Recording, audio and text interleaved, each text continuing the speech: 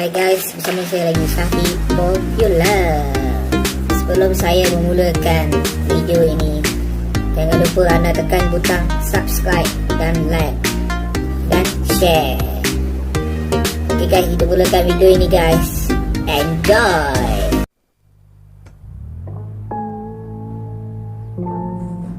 Halo guys, hari ini Syafiq Upili akan bercerita kisah seram. Mungkin ada 2 cerita, 3 tak tahu. Dan kita mulakan kisah pertama. Kisah pertama ini bertajuk Gangguan Wanita Kebaya Merah di Kedah. Kisah ini merupakan kisah benar yang dialami sendiri. Sepanjang perjalanan, kereta saya terasa berat sehingga kos minyak dari Kuala Lumpur ke Perlis mencecah RM100. Sedangkan sebelum ini hanya memerlukan RM60 sahaja untuk sampai ke sana. Sewaktu menurunkan abangnya di Fekla Lubuk Sirih, Padang Besar, beliau mendakwa ternampak satu kelibat lembaga keluarga dari keretanya. Namun peristiwa paling menakutkan yang pernah mereka alami ialah kemunculan imej lembaga yang kelihatan seperti wanita berbaju kebaya merah yang direkam dalam sekeping gambar di sebuah stesen minyak di hentian rehat dan rawat guru. Beliau mengakui semasa mengambil gambar isterinya yang berdiri di sebelah kereta mereka pada pukul 5.30 pagi, tiada siapa. Lembaga itu muncul dengan wajahnya kabur dan berambut panjang. Saya membaca ayat kursi bagi memastikan kami tidak terus diganggu, ujarnya. Peristiwa itu kemudian dilupakan sehinggalah dia melihat semula gambar yang direkam di stesen minyak itu menggunakan kamera digital Nikon milik majikan isterinya. Berdasarkan gambar itu dan pengalaman saya melihat yang kelibatnya, ia amat mengerikan, iaitu seakan-akan muka beruk dengan pipi lebar dan mulut muncung panjang serta berambut panjang, ujarnya. Kejadian ini mereka alami itu berlaku hanya kira-kira 20 minit perjalanan dari lokasi 2 kemalangan jalan raya itu yang berlaku pada tahun ini di Sungai Petani. Kemalangan itu memabitkan seorang pemandu kereta berdua kancil yang cedera parah pada 5 Februari 2009. Ia diikuti dengan insiden seorang pemandu lori serta kelindannya cedera apabila kenderaan mereka terbabas di kilometer 105 Lebuh Raya Utara Selatan dekat Sungai Petani pada 19 April 2009. Dalam kejadian tersebut, kedua-duanya mangsa mendakwa yang mereka ternampak dan cuba mengelak kelibat wanita berkebaya merah itu yang dilihat melintasi lebuh raya.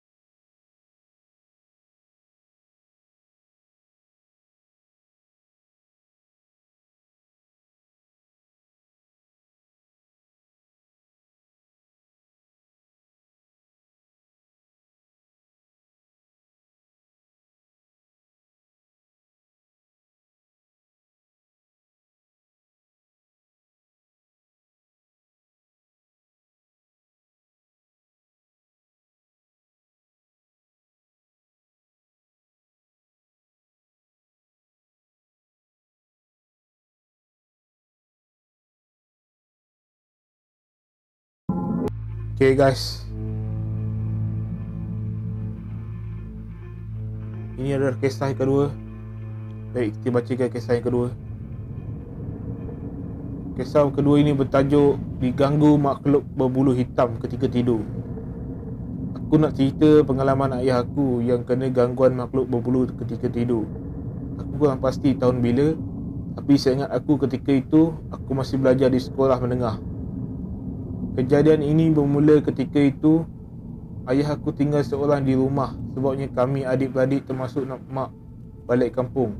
Ayah aku tak dapat ikut sebab tak dapat cuti. Jadi tinggallah ayah aku seorang-seorang kat rumah. Pada hari pertama, ayah aku seorang-seorang kat rumah.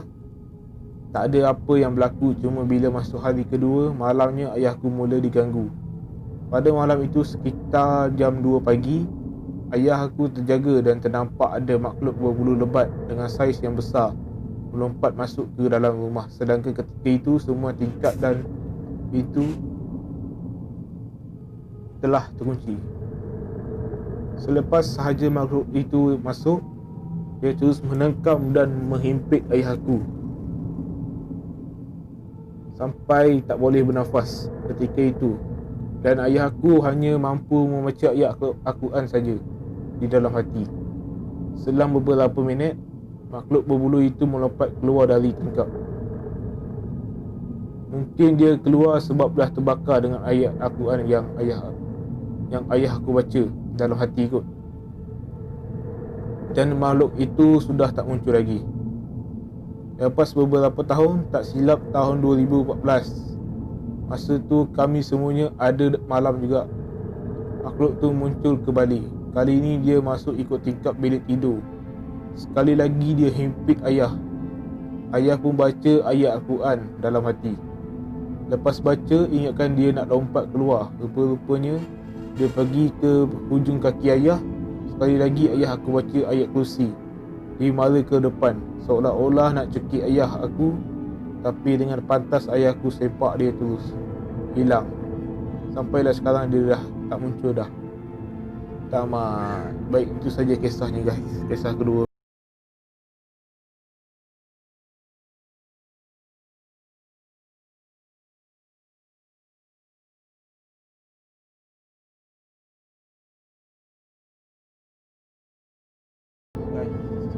Mari kita okay guys, mari kita mulakan kisah yang ketiga. Kisah yang terakhir guys. Okay guys,